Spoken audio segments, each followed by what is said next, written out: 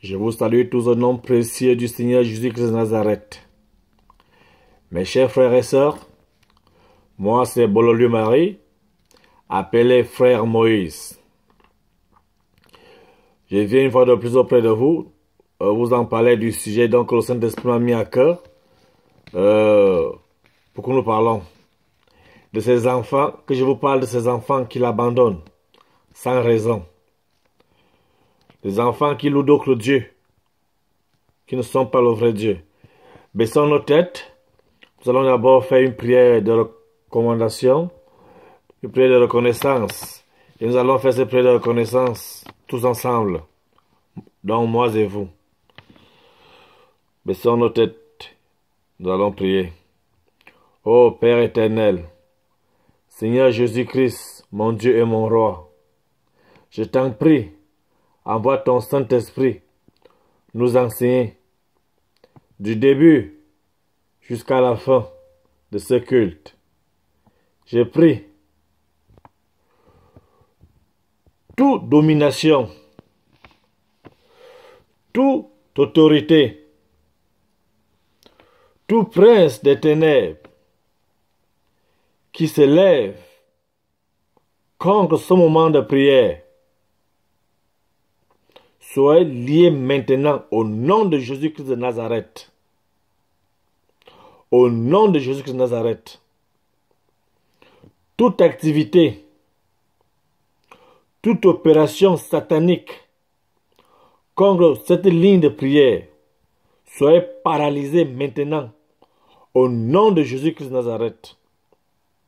Au nom de Jésus-Christ de Nazareth. Je revoque tout ce qui a été relâché dans le visible, dans l'invisible,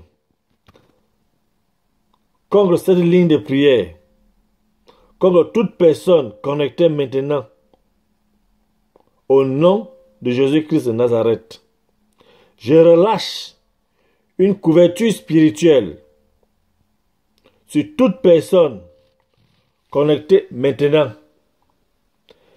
Et j'ai interdit à Satan et à ses agents de perturber au nom tout-puissant de Seigneur Jésus-Christ de Nazareth. Seigneur, viens et manifeste-toi. Prends contrôle de toutes choses, du début jusqu'à la fin. Que le Saint-Esprit puisse animer le cœur de tout un chacun. Maintenant, que ce ne soit pas la volonté d'un homme, que ce ne soit pas ma volonté. Père, que ta volonté puisse prévaloir tout au long de cette prière. Au nom de Jésus-Christ de Nazareth, nous avons prié et nous disons Amen. Mes chers frères et sœurs, nous allons parler aujourd'hui d'un sujet très important, qui est des fois un peu négligé, et pourtant qui est à la base des blocages que nous subissons sur ce parcours sur la terre. Il y a certaines personnes, ils croient en Dieu, ils croient en Jésus-Christ. Ils parlent comme ça des enfants de Jésus. Les enfants de Jésus que nous sommes. Tu crois en Christ.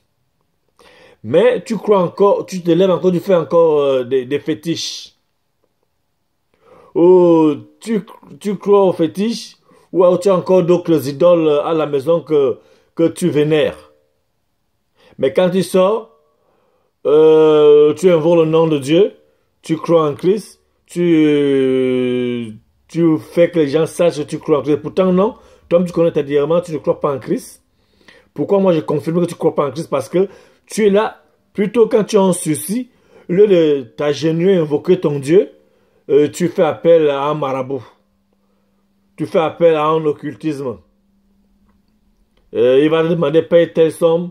Et il va te donner les choses. Il va te dire fais ceci, fais cela, fais cela, fais cela. Et tu vas faire, tu vas respecter les trucs qu'il te demande de faire. Et après, quand ça ne marche pas, tu n'as plus sur qui compter. Tu te tournes maintenant vers l'Éternel. Tu te tournes maintenant vers l'Éternel des armées. C'est là maintenant que tu pries. Ou tu pars croiser un homme de Dieu. Que pardon, prie pour moi. Prie pour moi.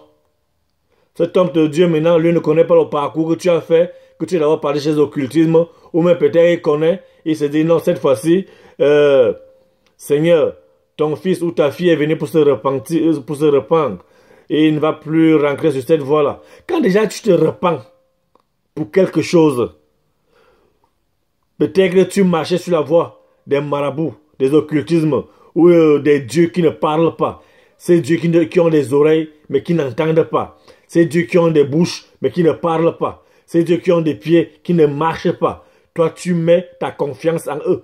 Si d'abord, ce Dieu là-bas n'arrive pas d'abord à bouger, il n'arrive pas d'abord à rien faire pour lui-même, tu crois que c'est pour toi qu'il va faire quelque chose? C'est pour toi qu'il va faire quelque chose? Mais arrête de te tromper toi-même. Quelqu'un qui est incapable de lui-même, il va te faire quoi? La Bible déclare, enlève d'abord la poudre qui est dans ton œil, avant de tenter maintenant pour essayer d'enlever la poudre, la paille qui est dans l'œil de Christ.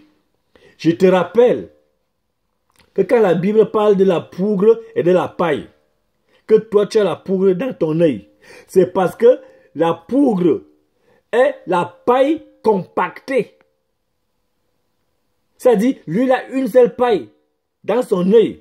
Toi tu laisses la poudre qui est dans ton œil pour aller enlever ce qui est dans son œil. Mais et pourtant, toi, tu as plutôt, si tu remets encore ta poudre maintenant en paille, tu vas voir, tu as peut-être 10 pailles. Et que lui, il n'a qu'une seule paille dans son œil. Toi, tu laisses la poudre qui est dans ton œil pour aller maintenant enlever la paille qui est dans son œil. C'est pour dire quoi? C'est pour expliquer que les dieux où tu venais, qui ont la bouche, mais qui ne parlent pas, qui ont les oreilles, qui n'entendent pas, qui ont les pieds, qui ne marchent pas. Si eux-mêmes sont incapables, de s'en incréder eux-mêmes, tu crois que c'est toi qui ils vont te venir en aide, ils vont t'aider à faire quelque chose? Ils ne peuvent rien faire pour toi. Ils ne peuvent rien faire pour toi. Sache-le. Sache-le. La parole de Dieu n'est jamais sortie et que ça n'a pas accompli ce que c'est sorti pour faire. Quand la parole de Dieu sort toujours, ça accomplit ce que ça sort pour faire. Ça accomplit toujours. Mon frère, ma soeur, moi je te conseille, tu es en Christ. Reste entièrement en Christ. Mets ta foi en Christ.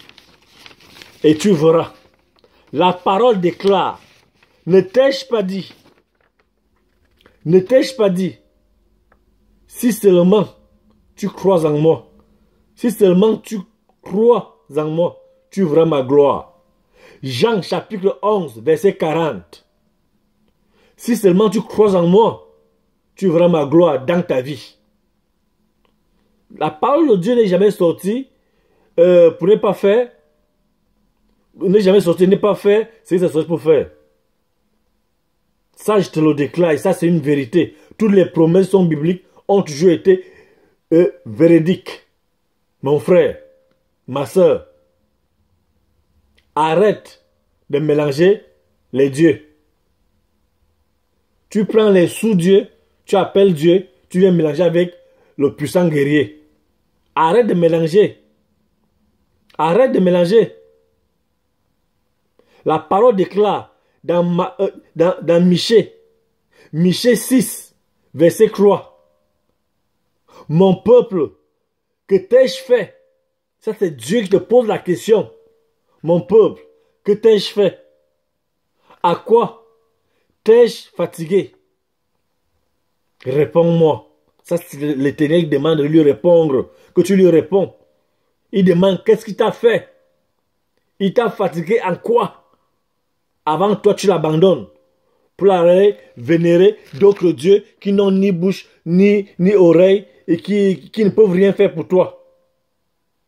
La parole te demande Mon peuple, il demande, toi qui es son enfant, il demande, toi qui es son fils, sa fille, qu'est-ce qu'il t'a fait? Dans Michée 6, verset 3, qu'est-ce qu'il t'a fait que toi tu l'as abandonné? La parole déclare, mon peuple, que t'ai-je fait? En quoi t'ai-je fatigué au point que tu m'abandonnes?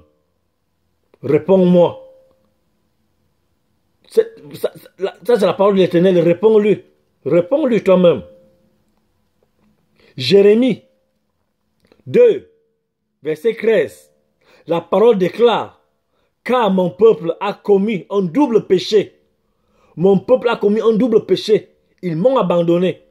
Moi qui suis une source d'eau vive pour se creuser des citernes qui ne peuvent point contenir d'eau. Jérémie 2, verset 13. Mon frère, arrête, tu es en train de te perdre. Jésus est dans ta vie, il veut seulement que tu le réveilles. Jésus est dans ta vie, réveille Jésus qui est dans ta vie, tu verras la gloire de Dieu se manifester. Le Dieu que nous louons, c'est un Dieu jaloux. C'est pas, tu ne peux pas dire vas-y l'occultisme. Après, tu peux avoir les marabouts. Maintenant, quand ça ne va pas, tu es toujours bloqué. C'est là maintenant tu viens maintenant voir, tu viens maintenant vers le Seigneur Jésus-Christ. Non, ce n'est pas un Dieu des déchets. Deutéronome 6, verset 15. La parole déclare, le Dieu que nous louons, c'est un Dieu jaloux. Il ne mélange sa gloire avec personne. Il ne partage sa gloire avec personne. C'est un Dieu jaloux. Deutéronome 6, verset 15. Mon frère, si tu dormais, réveille-toi. Réveille-toi.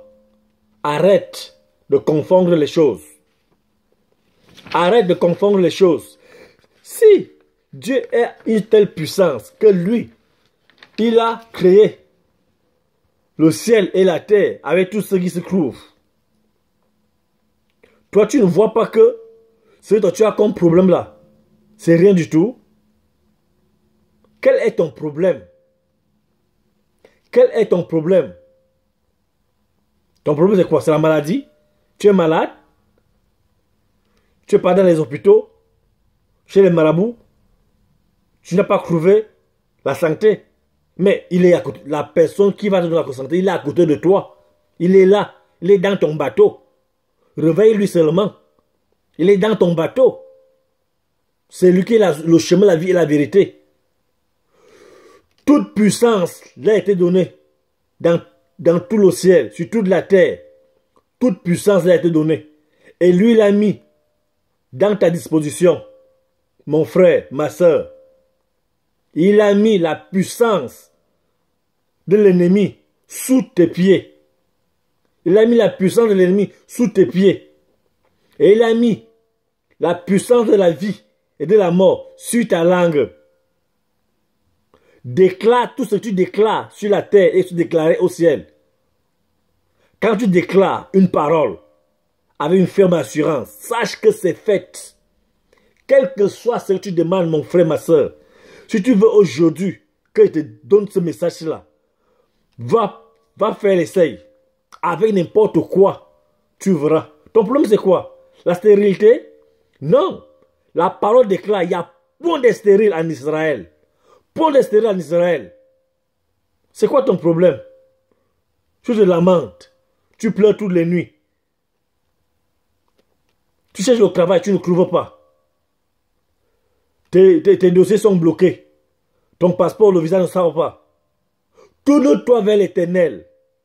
Tourne-toi vers l'Éternel. Et tu verras la gloire de Dieu dans ta vie. Les gens qui croient au faux Dieu vont dire, toi, tu es en train de pratiquer. Or, ils ne savent pas que tu es tourné vers le Père Tout-Puissant, qui est le chemin, la vie et la vérité. Le lion de la tribu de Juda, le prince de la paix, la pierre triangulaire. Le rejeton de David. Le rejeton de David.